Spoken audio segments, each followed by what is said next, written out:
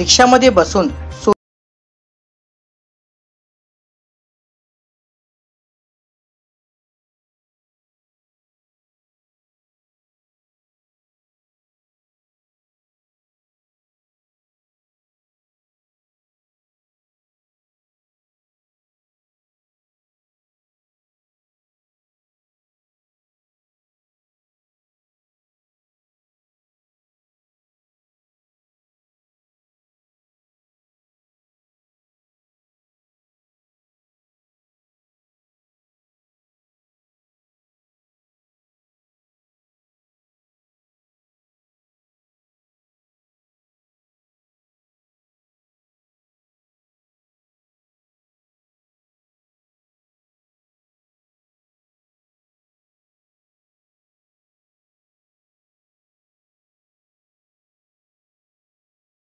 बाळवेसचे व्यापारी आहे एक तर बाळवेसच्या मार्केटमधून मी रिक्षामध्ये बसलेले होते।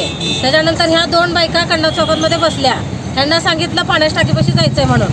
ह्यांच्यामध्ये एक आजोबा बसले होते, त्यांना मी पलीकडे बसवायची विनंती केली। त्यांनी म्हणले नाही आपल्या वडिलांसारखं आहे बसू द्या म्हणून तिकडे पलीकडे एक बाई बसली, माझ्या समोर एक बाई बसली आणि माझ्या पर्समध्ये एक बाईने हात घातला।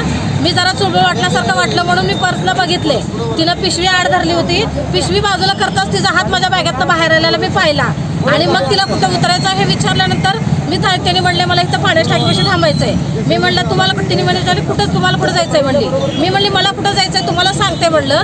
त्यांनी इथं पाण्याच्या टाकीपाशी थांबल्यानंतर मी ट्रॅफिक दादांना लगेच थांबवले आणि ह्या बायकांना स्वाधीन केलं त्यांच्या एक